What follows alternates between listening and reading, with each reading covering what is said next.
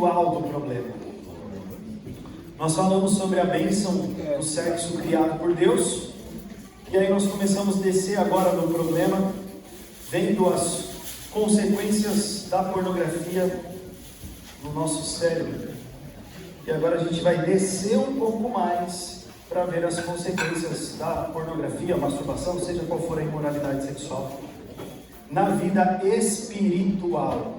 Então nós falamos de neurociência, agora nós vamos falar de teologia. Podem colocar os slides então, que são da segunda parte, onde a gente fala sobre o sexo e a Bíblia. Que coisa, coloca o PowerPoint então.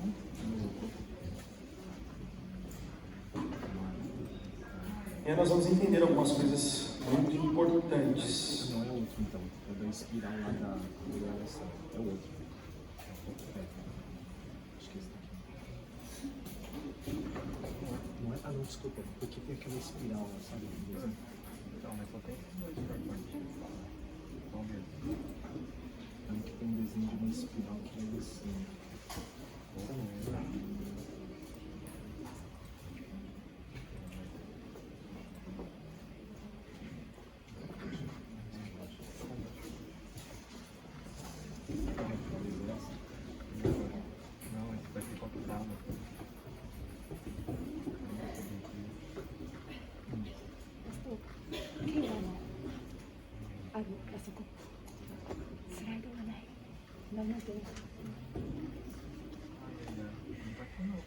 É aquilo lá mesmo, então deixa eu colocar aqui lá.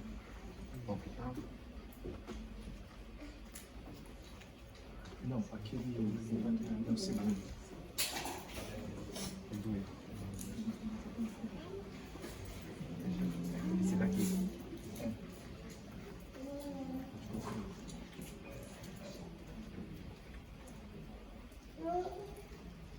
Opa! Pode voltar.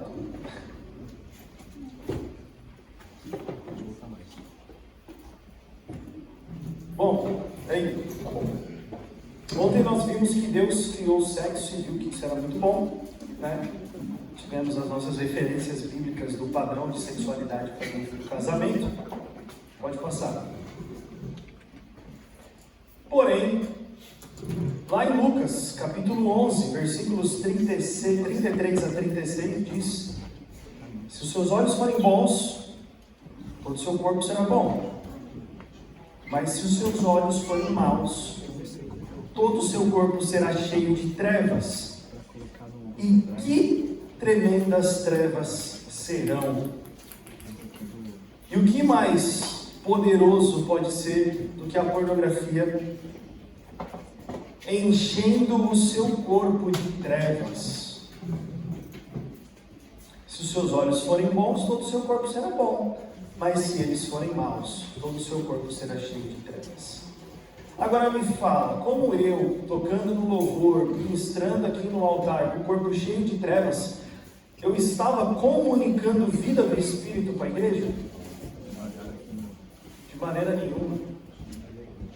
Pelo contrário, o que habitava em mim eram só trevas, e cada vez mais trevas, cada vez mais trevas. E é o mesmo slide ali, ó, da parte neurocognitiva que a gente usou, representando a mesma coisa, porque a Bíblia, ela fala exatamente sobre a mesma coisa.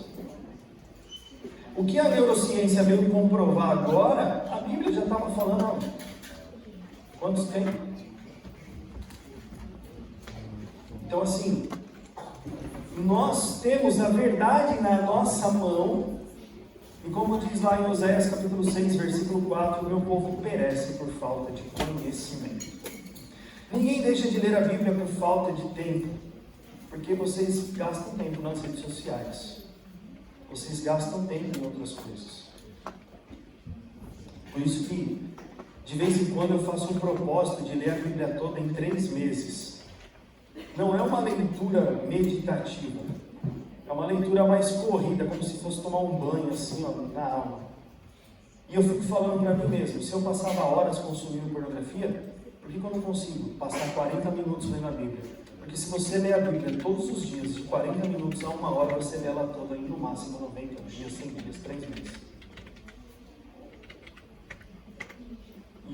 você pode ler ela 4 vezes. A gente quer colher aquilo que a gente não planta. Isso não vai acontecer. Isso é zombar de Deus. Gálatas, capítulo 6, versículos 7 e 8 diz: de Deus não se zomba. O que o homem semear, ele vai colher. Quem semeia na carne, colhe destruição. Quem semeia no Espírito, colhe vida eterna. A maioria dos pecadores sexuais só se arrependem de verdade, pedem ajuda, quando eles perdem tudo na vida. Vai perder a família, vai perder o emprego, vai perder tudo. Por que você acha que um cérebro que eu acabei de mostrar aqui é um cérebro de um bom profissional? Você, como profissional e viciado, é extremamente limitado ou limitada naquilo que você faz porque o seu cérebro está comprometido. Eu tenho 3 carteiras de trabalho. Eu devo ter tido uns 17 empregos na vida. Primeiro porque eu era muito egoísta naquilo que eu estava fazendo. Não dava nem tempo de eu ser mandado embora, eu pedi a demissão antes, porque eu não ficava tolerando certas situações. A gente tem um aluno no programa de renovação da mente, que na nossa reunião, toda segunda-feira tem reunião, online, o mundo inteiro participando. E aí ele falou: eu queria agradecer, porque eu trabalho com vendas, e eu ganhei um prêmio, eu vou passar 4 dias no Nordeste, tudo pago com a minha esposa, porque eu fui o melhor vendedor do semestre. Eu nunca nem cheguei perto disso. Mas agora que ele está vivendo aí 8 meses na vida pura, ele está colhendo os resultados da vida profissional dele. Ele falou: está impactando toda a minha vida, pastor Felipe. Eu sou outra pessoa profissionalmente falando. E é natural, porque o cérebro ele está sendo renovado. Bom, se os seus olhos forem maus, todo o seu corpo será cheio de trevas. Pode passar para o próximo slide. E aqui começa o nosso problema espiritual. E aí nós vamos lá para 1 Coríntios, capítulo 6, versículos 12 a 20. E aí nós vamos ver o que o apóstolo Paulo nos ensina e o que nós costumamos chamar de teologia do corpo. 1 Coríntios 6, do 12 ao 20, diz assim: tudo me é permitido, mas nem tudo convém. Tudo me é permitido, mas eu não deixarei que nada me domine. Os alimentos foram feitos para o estômago e o estômago para os alimentos, mas Deus destruirá ambos. O corpo, porém, não é para a imoralidade, mas para o Senhor, e o Senhor para o corpo.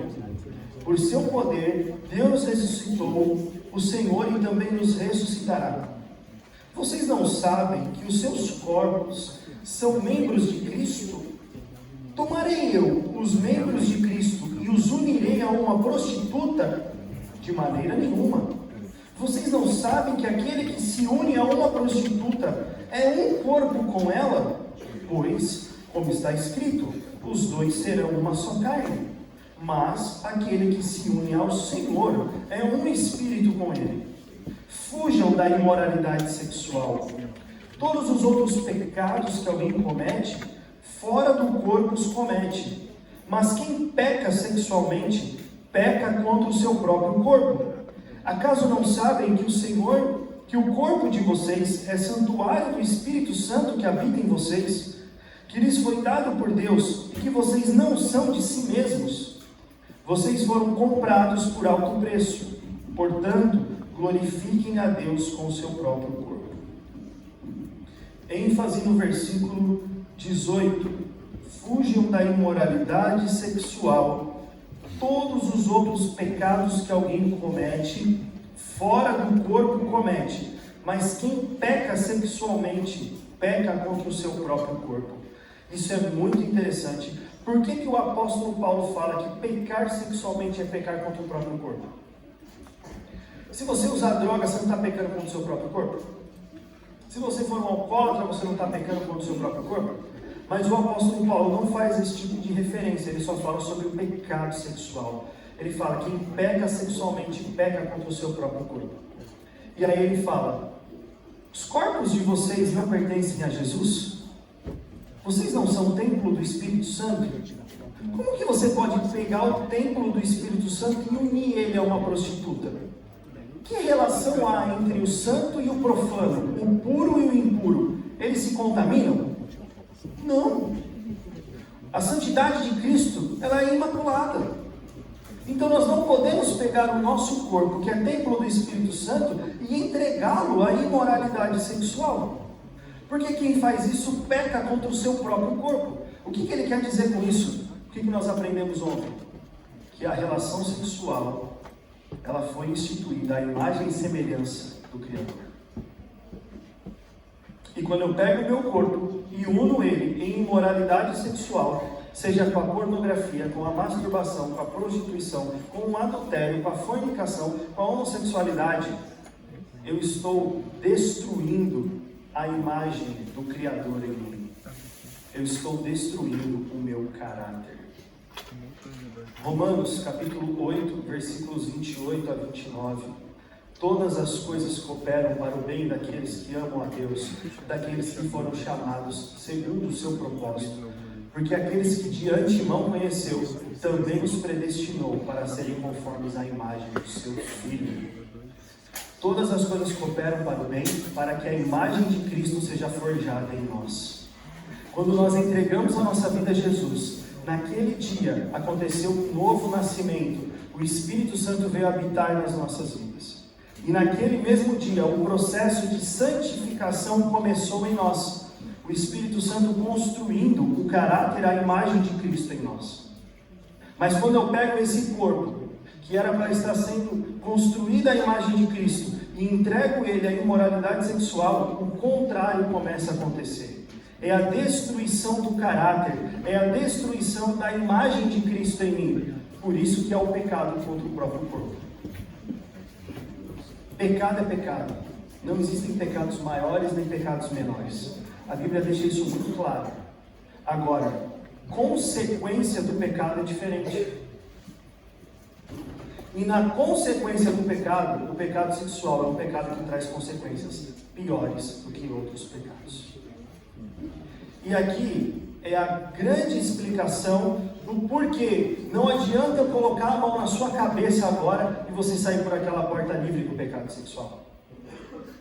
Porque a Bíblia revela que Deus restaura caráter através do processo da santificação. Santificação é processo, não é ato. Quando você se arrependeu e creu em Jesus, houve o ato do novo nascimento. Você nasceu de novo, o Espírito Santo vai habitar em você. Mas a santificação é um processo contínuo. Deus não restaura caráter no estalar de dedos. Ele restaura caráter no processo da santificação. Por isso que o pecado sexual não é restaurado de imediato. Ele é restaurado dentro de um processo.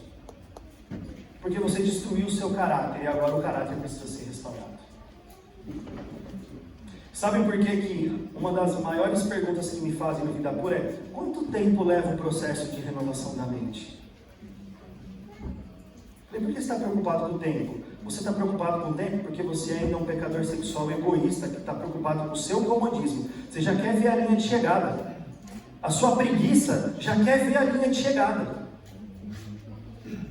Você vai se submeter a um processo diário que vai demorar um tempo que for necessário para você começar a andar em liberdade, mas que vai durar toda a sua vida para você não voltar a ser quem você era antes.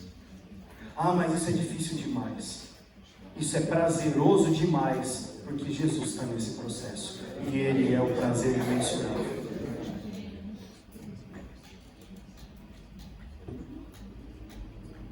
Então, Deus não restaura o pecador sexual do dia para a noite. Esposas, vocês vão ter uma longa jornada com o marido de vocês. E agradeçam a Deus, porque vocês não deixaram de ser pecadoras, porque vocês casaram com um pecador sexual. Vocês, esposas, também têm os seus pecados. E Deus está usando o pecado sexual do marido de vocês para tratar o pecado de vocês também. Porque o holofote fica no marido, que é um pecador sexual que precisa de arrependimento e restauração. E a esposa começa a achar que ela está vivendo acima da linha da média. Não, ela é pecadora também. E vai precisar de restauração em várias áreas da sua vida. o que nós temos visto de esposas mudando de vida dentro do processo, os testemunhos que elas têm dado. Olha, eu vim aqui trazer o meu marido viciado, mas eu descobri que talvez eu nem era crente. E hoje eu tenho uma vida com Deus totalmente diferente. Então não é só para o marido de vocês ou para a esposa de vocês. É para vocês também, porque vocês são uma só carne. E é um processo de santificação, onde vai precisar dedicação, exatamente porque é o pecado contra o corpo. Ele já fala logo, fujam da imoralidade sexual. Tudo bem até aqui? Deus vai restaurar os pecadores sexuais hoje à noite aqui de uma vez? Não vai. O que vai acontecer é o primeiro passo daqueles que se arrependerem de verdade. Para iniciar um processo, não sejam imediatistas, porque Deus não é imediatista. Eu devia ter 9 anos de idade quando eu ouvi que eu pregaria em outro país. Hoje eu tenho 36. Quantos anos se passaram? 27? Mas a promessa se cumpriu? Vocês gostam de esperar 27 anos para que alguma coisa aconteça na vida de vocês? Vocês não conseguem nem esperar em paz quando a setinha do WhatsApp fica azul e a pessoa não responde? O que acontece quando a seta do WhatsApp fica azul, que quer dizer que a pessoa leu e ela não responde? O que você sente?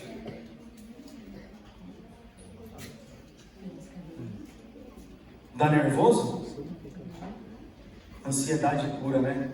Ou vida ansiosa. E a Bíblia diz que o Senhor trabalha para aqueles que nele. Esse tem que esperar, tem que perseverar. Mas sabe o que eu aprendi? Que Ele vai comigo nesse processo. E eu aprendi a ter prazer nele dentro desse processo. Eu falo, Senhor, me deixa no processo, porque é no processo que eu te vejo. É no processo que eu te conheço. É no processo que eu me aproximo mais de ti.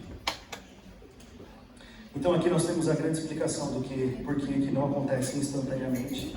Mas o Espírito Santo pode te levar a um arrependimento verdadeiro, como fez comigo no ano de 2010.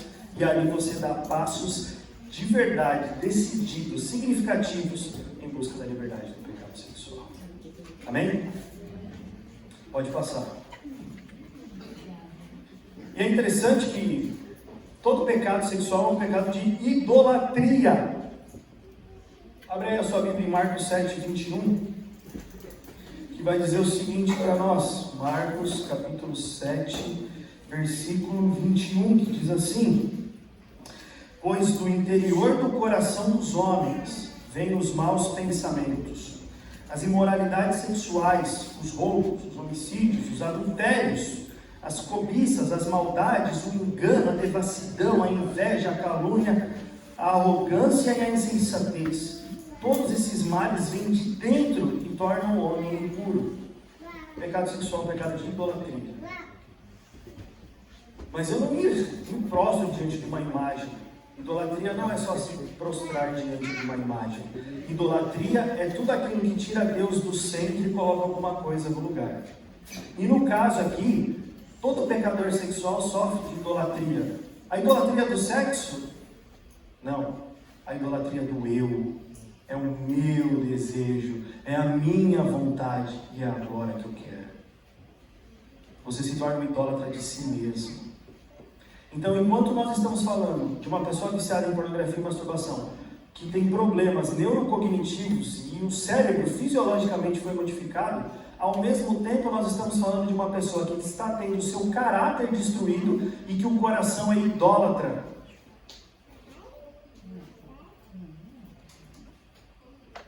E tem um problema. Sabe quem são os idólatras? Vai lá no Salmo 115, rapidinho.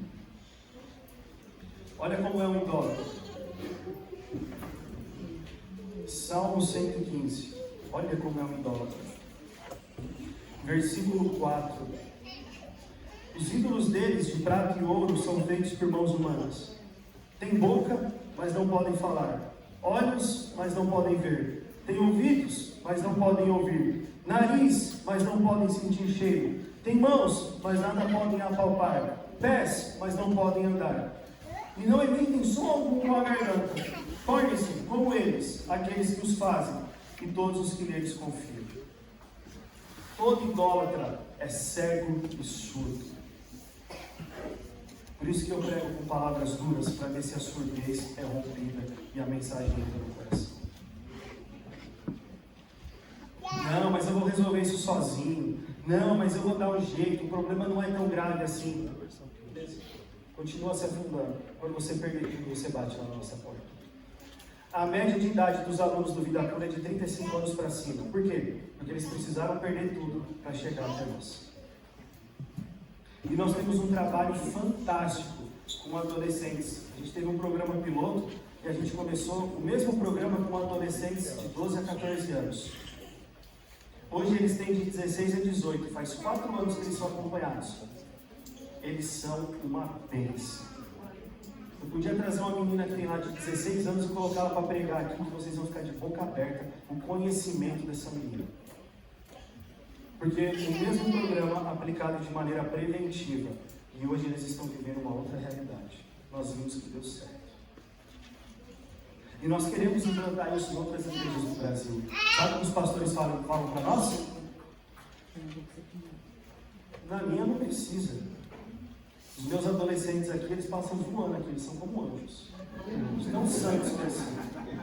Se você falar para o meu bebê de 14 anos de pecado, você vai despertar curiosidade nele. Faz 6 anos que ele vê pornografia, eu vou despertar curiosidade nele. Que grupo maravilhoso aquele que a gente tem no Brasil. Que trabalho maravilhoso o Davi, que é nosso conselheiro lá, fez com aqueles adolescentes. Se Deus quiser um dia ele virá aqui também. Trabalho preventivo, antes que eles se tornem cegos e surdos. A galera dos 16 anos aí, todo viciado, até os 35, tá tudo cego e surdo. Quando eles perderem tudo, aí eles vão bater na nossa porta. Essa madrugada, né, aqui no Brasil de dia, meu celular está ali, ó. Posso mostrar a mensagem. Pelo amor de Deus, a minha esposa descobriu tudo e foi embora. O que eu preciso fazer? Falei, você precisa fazer a inscrição. Clica no link. Clicou no link e fez a inscrição na hora. Por quê? Porque a esposa foi embora. Mas ele já bateu na nossa porta há um tempo atrás. E ele fez a inscrição? Ele precisou ser abandonado pela mulher para tentar restaurar agora o casamento. O que ele não fez atrás? Quando a mulher estava dentro de casa ainda?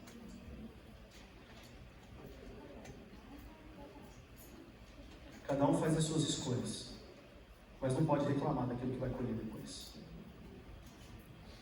Quanto vale seu casamento? Quanto vale sua vida? Quanto vale a vida dos seus filhos? Quanto vale o ministério que você está enterrando por causa do seu pecado? O que Deus vai fazer no último dia com aqueles que enterram os talentos? Vai queimar como a palha queimada no fogo. É o que a Bíblia diz. Vamos parar de brincar de ser crente. Porque um dia a gente vai estar diante de Jesus e vai ter que prestar contas para Ele. Então o pecado de idolatria que torna você cego, surdo, e não entende que de fato precisa de ajuda, até que o Espírito Santo te desperte, como Ele fez comigo no ano de 2010. Provérbios 4, 23. Acima de tudo, guarde o seu coração, pois dele depende toda a sua vida. Guarde o seu coração. Destrua toda a idolatria que há nele, porque dele depende a sua vida. É aqui que o Senhor vem fazer morada, é aqui que Ele vem restaurar. Como Ele diz na palavra, vou tirar o coração de pedra, vou colocar o coração de carne e vou encher com o meu Espírito. Que bênção maravilhosa de Deus para nós. Tudo bem? Um pecado de destruição de caráter, que destrói a imagem de Deus em nós, e essa imagem deixa de ser reproduzida na sociedade, porque o nosso coração é um coração cheio de idolatria. Ok? Pode passar. Jeremias capítulo 17, versículo 9, diz que o nosso coração Ele tem uma doença incurável. Quem poderá compreendê-lo?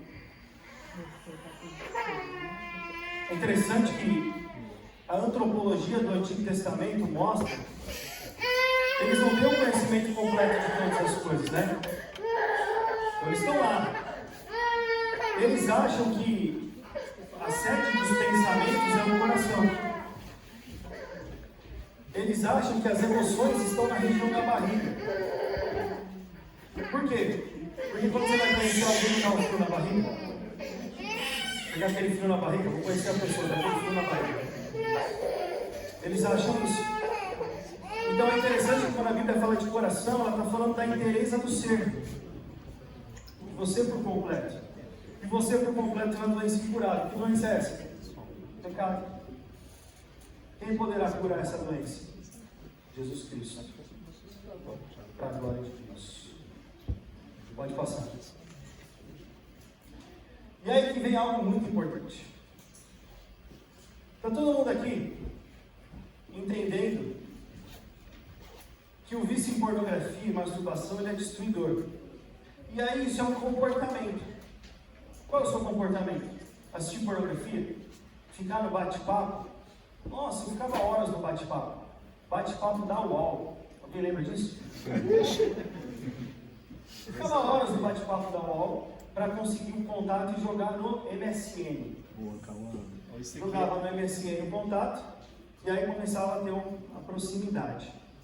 E eu descobri uma coisa, que se eu falasse as palavras certas, a menina do outro lado podia me mostrar uma foto nua ou até mesmo ficar nua na câmera, sem eu precisar me expor. Eu só tinha que ser habilidoso nas palavras. E aí o diabo, né, que me ensinava todos os dias, me deixou bom em argumento e eu ficava ali horas falando e conseguindo aquilo que eu queria. Eu tinha um comportamento desajustado. Qual é o seu comportamento desajustado? É o seu desejo homossexual? É o seu desejo por criança? Qual é o seu comportamento desajustado? E aqui tem um erro. Porque quando a gente vai tratar o problema, a gente quer mudar o comportamento das pessoas. Meu marido assiste pornografia, ele tem que parar de assistir pornografia. Ele tem que mudar esse comportamento. Aí você fica tentando fazer mudar o comportamento, você foca no comportamento. Mas o comportamento, ele é consequência das suas emoções ou dos seus desejos. Então você se comporta por causa que você vai de acordo com o seu desejo, vai de acordo com a sua emoção. Então você tem uma emoção ou um desejo desajustado. E o que as pessoas fazem? Elas focam em querer mudar o seu desejo. Você tem um desejo homossexual, casa com uma mulher, você vai sentir aquela mulher e o desejo homossexual vai desaparecer. Aí você faz isso e o que acontece?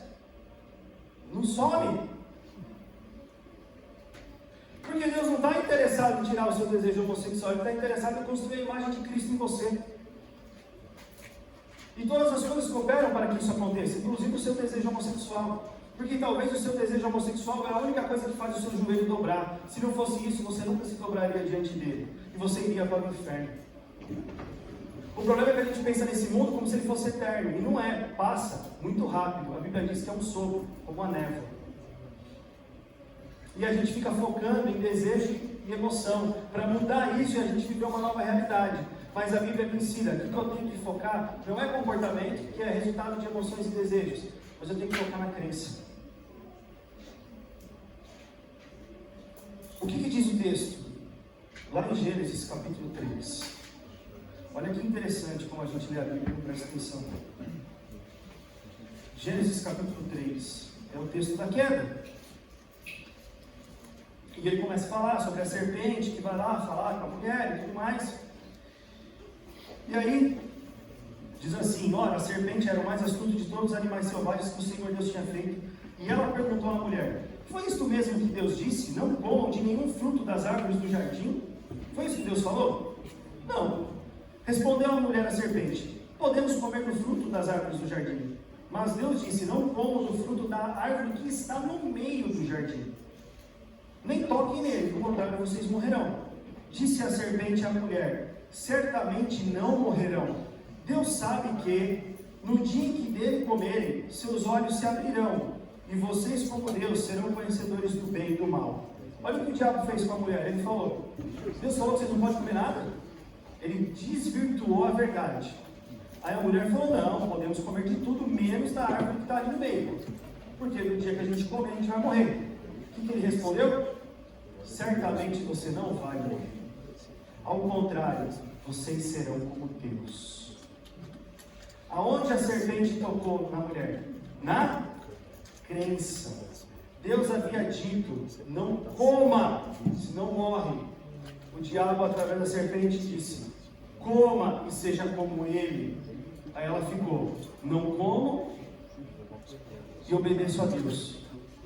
Ou como e serei como ele. Ela resolveu acreditar na mentira.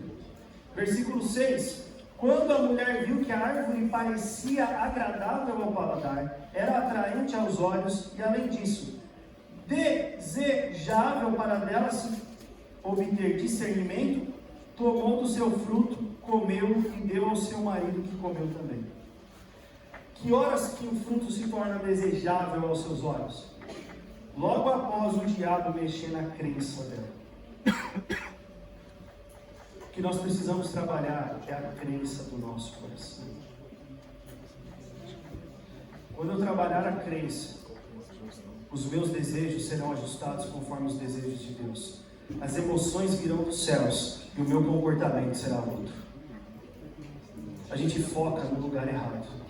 E um coração cheio de idolatria com um cérebro modificado. A gente nunca vai colher resultado. Vocês já ouviram aquele conselho? Quando você for tentado sexualmente, fuja como José? Já ouviram isso aqui no Japão? Não? Rapaz. A história de José é muito famosa porque ele fugiu da mulher de Potifar, que ficava assediando ele em Gênesis capítulo 39. E as pessoas acham que fugir é a solução para tudo. Mas fugir, no caso de José, foi o último escape. Porque antes disso, ele não cedia à tentação pela convicção de pecado. Como poderia eu cometer tal loucura e pecar contra Deus? Ele não teve relação com a mulher do seu chefe, porque ele entendia que fazer aquilo era pecar contra Deus. O que ele tinha firme no coração? A crença. Então hoje eu creio que viver a vontade de Deus me leva a viver um propósito extremamente prazeroso. E que tudo que eu vivi no pecado sexual era uma grande mentira. Só que pecadores idólatras não enxergam essa verdade. Tudo bem? Parem de querer converter os homossexuais em héteros. Parem de focar nos desejos errados das pessoas. A crença precisa ser trabalhada nos nossos corações, para que tenhamos força para dizer não para nós mesmos, quebrar toda a idolatria do eu e seguir Jesus. Pode seguir. Pode ir. Isso aqui é material para quem é conselho. Olha só, preste atenção numa coisa. Abra sua Bíblia em Tiago.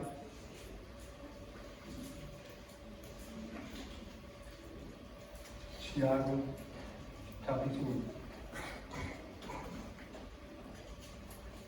A partir do versículo 13. Tiago 1:13. Quando alguém for tentado, jamais deverá dizer: estou sendo tentado por Deus. Pois Deus não pode ser tentado pelo mal e a ninguém tem. Cada um, porém, é tentado pelo próprio mau desejo, sendo por este arrastado e seduzido. Então esse desejo, tendo concebido, dá à luz o pecado. E o pecado, após ter se consumado, gera a morte. O que Tiago está me ensinando aqui é o que nós chamamos de ciclo do pecado. Ainda não é a espiral da degradação, é o ciclo do pecado. Tiago, capítulo 1, mais precisamente nos versículos 14 e 15. O que é o ciclo do pecado? É algo que vai se repetindo em 4 fases diferentes. Primeiro, cada um, porém, é tentado pelo próprio mau desejo. O primeiro estágio do ciclo do pecado é a tentação. E eu pergunto, tentação é pecado? Sim ou não? Não. Não, porque Jesus foi tentado no deserto e porém não pecou. Se tentação fosse pecado, Jesus pecou então, porque ele foi tentado no deserto. Então a nossa fé é vã, esquece tudo. Fecha as portas da igreja, porque a gente não tem um Salvador. Ele não pode pagar o nosso preço porque ele pecou. Mas tentação não é pecado. Então no primeiro estágio do ciclo do pecado vem a tentação. E diz o texto que cada um é tentado pelo próprio mau desejo. De quem é o desejo? É meu, certo? Então para com essa conversa. Olha, o diabo está furioso com a minha vida. Eu cedo ao pecado sexual porque o diabo não me dá trégua. Nossa, como você é especial, né? O diabo está focado só em você. Você é um ser acima da média. A Bíblia é clara em dizer que o diabo anda ao nosso redor buscando que ele possa tragar. Mas isso ele faz com todo mundo. E o apóstolo Paulo fala aos Coríntios que ninguém é tentado além do que pode suportar. Então você nunca foi tentado na sua vida além do que você poderia suportar. Você é tentado pelo seu próprio mau desejo e sempre vai existir um escape para isso. O problema é que você, quando tentado, que é o primeiro ciclo do pecado, primeiro estágio do ciclo do pecado, você dá vazão a essa tentação e cai no segundo estágio, que é a sedução. Cada um, porém, é tentado pelo próprio mau desejo, sendo por este arrastado e seduzido. Então você sai da tentação porque você dá vazão a isso e entra na sedução. Você começa a ser seduzido pelo pecado. Assistir pornografia é bom, não faz mal para ninguém, eu não estou fazendo mal para ninguém, estou aqui aliviando o meu estresse, a masturbaçãozinha gostosa, de boa, ninguém vai ficar sabendo, não pega nada. Estou conversando com outra mulher aqui escondido da minha esposa, tranquilo. Você começa a ser seduzido pelo pecado e você não mede as consequências dos seus atos. Você vai ficando cego para a situação. E esse é o segundo estágio. E aí você vai para o terceiro. Então, esse desejo, tendo concebido, dá à luz o pecado. Você foi tentado, não estava pecando ainda. Existiu uma chance, uma saída, um escape. Mas você deixou-se ser seduzido por isso. E aí, inevitavelmente, você peca. Você comete o ato. Pornografia, masturbação, fornicação, adultério. Terceiro estágio do ciclo. E o quarto e último estágio, então... E o pecado, após ter se consumado, gera a morte. O último estágio do ciclo do pecado é a morte. Tentação, sedução, pecado e morte. Aí você fala, é verdade, Felipe, a Bíblia diz, o salário do pecado é a morte. Um dia nós vamos morrer por causa do nosso pecado. Não somente a morte física. Essa morte aqui também é uma morte espiritual. Toda vez que você cede ao pecado, você morre um pouco mais espiritualmente falando. Tentação, sedução, pecado e morte. Tentação, sedução, pecado e morte. É um ciclo que se repete na vida daqueles que estão presos ao pecado sexual. Só que ele não é um ciclo assim. Ele é um ciclo assim. E que não fica no mesmo nível. Porque como você morre, você desce um degrau. E aí você morre mais um pouco, você desce mais um degrau. E aí você morre mais um pouco, você desce mais um degrau. E essa descida, degrau por degrau, de morte em morte, nós chamamos de espiral da degradação.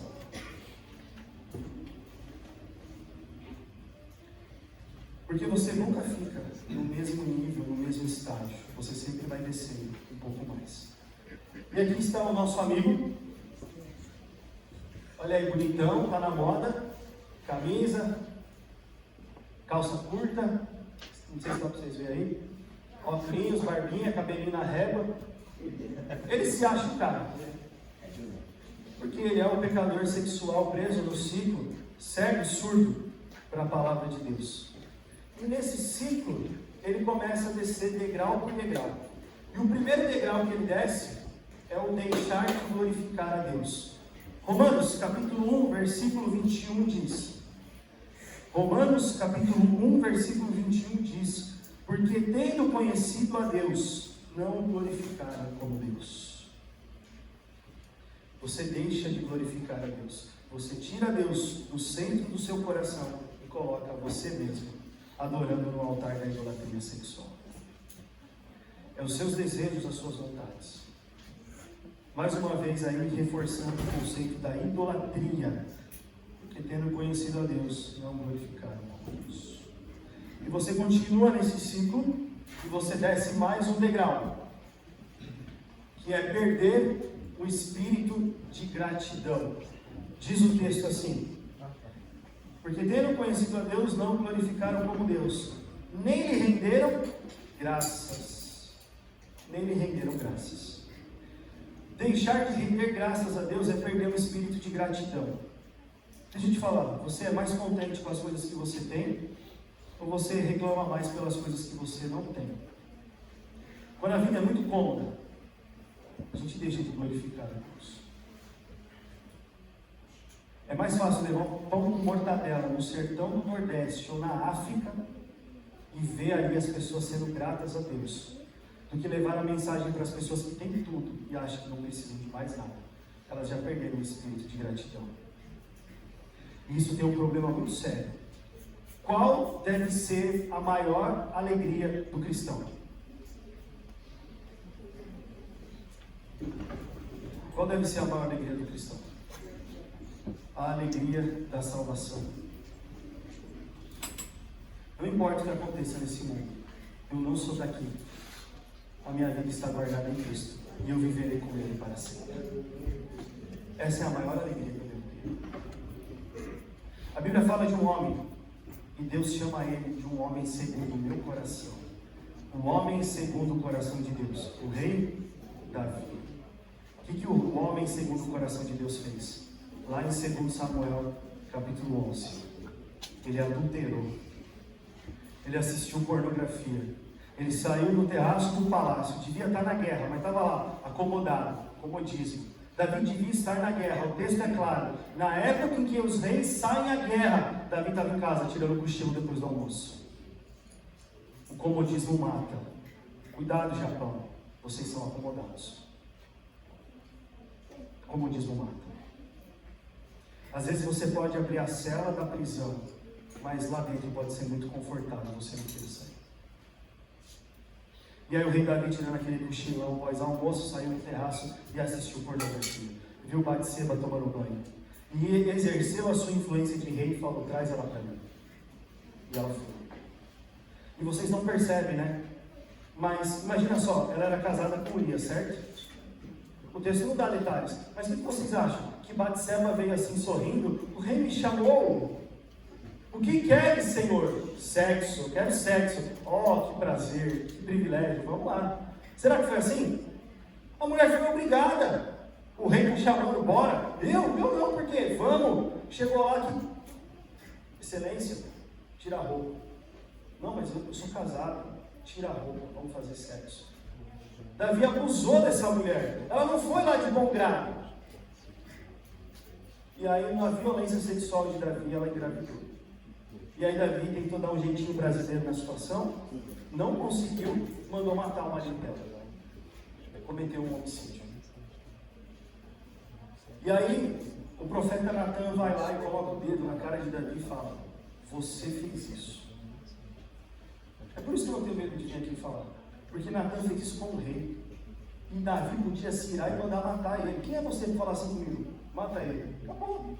Mas Natan não teve medo de pôr o pescoço em risco. Ele foi lá fazer o que Deus mandou ele fazer, acabou. E falou: você é esse pecador, Davi. E Davi reconheceu o seu pecado. E ele se arrependeu. E ele escreveu o Salmo 51 para nós. E quando ele escreve o Salmo 51, ele diz assim no versículo 12: devolve-me a alegria da tua salvação. Sabe por que isso é importante? Porque quando a minha certeza é a alegria da salvação, os meus olhos são espirituais. Então eu contemplo as coisas do alto. Quando eu perco isso, eu tiro os olhos do que é espiritual, do que é eterno, e coloco os olhos neste mundo. E passo a cobiçar apenas as coisas deste mundo. E isso vai alimentando o meu pecado sexual cada vez mais. Por isso que isso é extremamente importante. Não glorificaram como Deus, nem lhe renderam graças. Perderam o espírito de gratidão daquele que salvou as suas almas da condenação eterna. Só que o ciclo continua de tentação, sedução, pecado e morte, e desce mais um degrau, que é o degrau dos pensamentos fúteis e nulos. Porque tendo conhecido a Deus, não glorificaram como Deus, nem renderam graças. Mas os seus pensamentos tornaram-se fúteis, e o coração insensato deles obscureceu-se. Pensamentos nulos, fúteis, diz as Escrituras Sagradas. Eu não falei na parte neurocognitiva que o córtex diminui? E nessa diminuição do córtex, não há o amadurecimento das pessoas. Então os pensamentos são pensamentos fúteis, pensamentos infantis. Não importa a idade que você tem pensamentos fúteis. E a Bíblia fala que isso são pensamentos nulos. Isso é coisa de criança. Você, como adulto, já deveria estar em outro nível. Mas ainda está tomando leite, como diz o apóstolo Paulo. Pensamentos fúteis. Coração obscurecido. O que é o coração obscurecido? As trevas estão tomando conta de você. E essa palavra já começou a perder o sentido. Essa verdade já não é mais tão verdade assim na sua vida. Seguir o que esse livro diz é relativo para você. Já não é mais verdade absoluta. E aí nós somos guiados muitas vezes por líderes nécios que têm pensamentos fúteis, porque no secreto vivem o pecado sexual. 35% das pessoas que procuram a vida pura se declaram pastores, missionários, ministros de louvor, professores de escola bíblica, pessoas que cuidam das crianças da igreja. Apenas 3% entram para o programa de renovação da mente. Por quê? Porque o ego do líder é maior. Eu sou o líder. E o que eu faço compensa o meu pecado. E a Bíblia, Deus olha assim e fala: eu estou a ponto de vomitar vocês da minha boca. E eu quero misericórdia, eu não quero sacrifícios. Eu quero obediência, eu não quero o holocausto de vocês. Israel, vocês queimam o carneiro, sacrificam a mim, mas o coração de vocês é um coração idólatra. Eu não quero essas ofertas que vocês me dão. Parem de subir nesse altar para louvar ao Senhor do jeito que vocês estão. Purifiquem-se, porque eu não estou aceitando a adoração de vocês.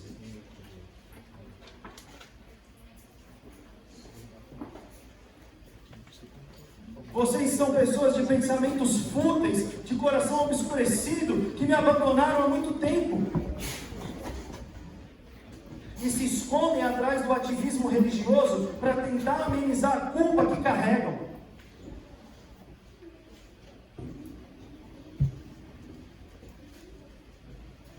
Japão, vocês têm um grande problema. Deus fez um homem atravessar o mundo para entregar uma mensagem a vocês. A partir de hoje vocês são indesculpáveis diante de Deus. O que vocês vão fazer com a mensagem eu não sei. Eu sei que a Bíblia diz que para uns é cheio de vida, para outros é cheio de morte. Essa mensagem está cheirando vida para você ou morte? Mas os seus pensamentos tornaram-se fúteis, o coração obscurecido, e aí ele desce mais um degrau, que é o impedimento da verdade. Dizendo-se sábios, tornaram-se loucos. E aí é o impedimento da verdade. Essa palavra agora já é. Você vai seguir as ideologias desse mundo. E você vai beber da sabedoria do mundo. E vai falar: nossa, é isso que é o certo. E isso aqui está totalmente avesso, totalmente errado. E você vai beber dessa vã filosofia mundana e vai falar: isso é sabedoria. E Deus está olhando do céu e falando: isso é loucura. Essa vã sabedoria é loucura. Nós temos pastores no Brasil pregando tamanhas heresias e sendo aplaudidos por multidões. E Deus está olhando do céu e falando: isso é loucura, porque isso não é o meu evangelho, essa não é a minha palavra. E as pessoas estão batendo palma. Isso é que é pastor, como você é necessário. São vários no Brasil, arrastando multidões. Diz as Escrituras que a condenação dos tais será ainda pior. Filipe, tudo isso não faz sentido algum. O que tudo isso tem a ver com pecado sexual? O último degrau dessa espiral de degradação de morte é exatamente o pecado sexual. Deus entrega o homem às suas próprias paixões. Versículo 24 de Romanos 1. Por isso, olha, tem um por isso. Por isso o quê? Porque eles rejeitaram a Deus, não renderam graças, seus pensamentos tornaram-se fúteis, eles agora se acham sábios, mas são loucos. Por isso, Deus os entregou à impureza sexual, segundo os desejos pecaminosos do seu coração, para a degradação do seu corpo em si. Quando Deus entrega um homem à impureza sexual, Ele está fazendo o contrário da oração do Pai Nosso. Como é a oração do Pai Nosso? Seja feita a tua vontade. Aqui, Deus olha para você e fala: é pecado sexual que você quer? É pecado sexual que você quer viver? Então toma, faça o que você quer, viva o que você quer. Deus entrega o homem às suas próprias paixões. Vocês estão vendo o pecado sexual aumentando no mundo? Deus está julgando a humanidade, Deus está entregando o homem a si mesmo. Isso é julgamento de Deus para os homens. Isso é liberdade. Não, isso é condenação de Deus. E as pessoas só vão se dar conta no dia do juízo final. Como eu queria ter ouvido essas palavras quando eu tinha 11 anos de idade. Se eu tivesse ouvido isso com 11 anos de idade, eu não teria destruído a minha vida do jeito que eu destruí. Pela graça de Deus, Ele me restaurou. Mas a estrada de sofrimento foi enorme. Eu fui entregue aos meus próprios desejos. Um belo dia eu estava em casa assistindo pornografia e eu comecei a ver uma cena de uma mulher e um cavalo. E aí de repente eu me dei conta daquilo e eu falei: meu Deus, eu estou assistindo algo ainda mais abominável. E eu comecei a ter nojo de mim mesmo. E eu fui tomar banho e eu esfregava o meu corpo e falava: Deus, eu contaminei a minha alma, porque não adiantava esfregar o meu corpo, a sujeira estava onde? Aqui dentro. Quanto mais eu me esfregava, mais eu via que aquilo não adiantava. E eu falava: Deus, tem misericórdia de mim, eu sou um imundo. Deus, tem misericórdia de mim, eu sou um imundo. Deus estava soltando a corda e me entregando aos meus próprios desejos. É isso que você quer, Felipe? Então vai. Então faça. Então colhe as consequências disso.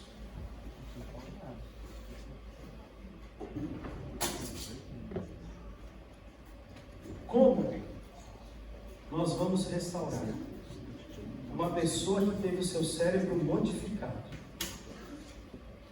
fisiologicamente falando, e espiritualmente está no fundo do poço da espiral da degradação? Como nós vamos restaurar essa pessoa? O cérebro precisa ser renovado, porque da mesma forma que ele atrofia o neurônio, ele pode voltar por causa da neuroplasticidade. Ele não está condenado a ficar atrofiado, ele pode voltar a se desenvolver. Só que ao mesmo tempo que esse cérebro está contaminado, fisiologicamente falando, a pessoa está aqui no fundo do poço, morta espiritualmente. Ele está aqui sentindo um desejo por criança. Ele está aqui vivendo na vida de um homossexual. Ele está aqui traindo a esposa. Como que ele vai suprir isso aqui de volta? Como que o cérebro dele vai voltar? Esse é o tamanho do problema. Essa é a realidade. E aí, líder? Como é que você vai ajudar os seus liderados?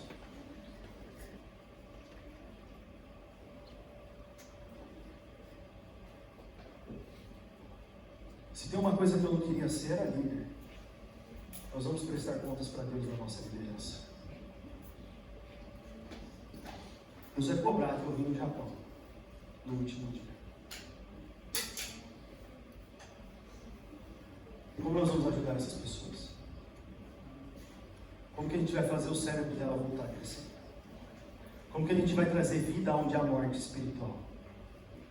Como que a gente vai fazer essas duas coisas tão complexas ao mesmo tempo? Como? Estejam aqui às 14 horas e vocês vão saber. É fácil apontar um problema, né? Sem apontar uma solução. E pela glória de Deus, nós sabemos o caminho da restauração. Então, se você está enfrentando um problema, eu quero que você seja muito impactado mesmo para que o Espírito Santo gere um arrependimento verdadeiro no seu coração. Ao mesmo tempo que eu quero que você tenha esperança, porque eu estive nesse lugar e hoje eu estou aqui falando com você. Eu não sou melhor do que você, eu não sou mais especial do que você, eu não tenho nada de melhor do que você. Se Deus fez isso comigo, Ele pode fazer com você também. Vocês vão estar aqui às 14 horas? Amém. Não é 14h02, tá?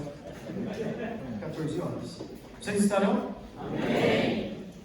O Espírito Santo vai cobrar. Vocês vão ficar por aqui mesmo? Não sei, né? Mas às 14 horas estarão.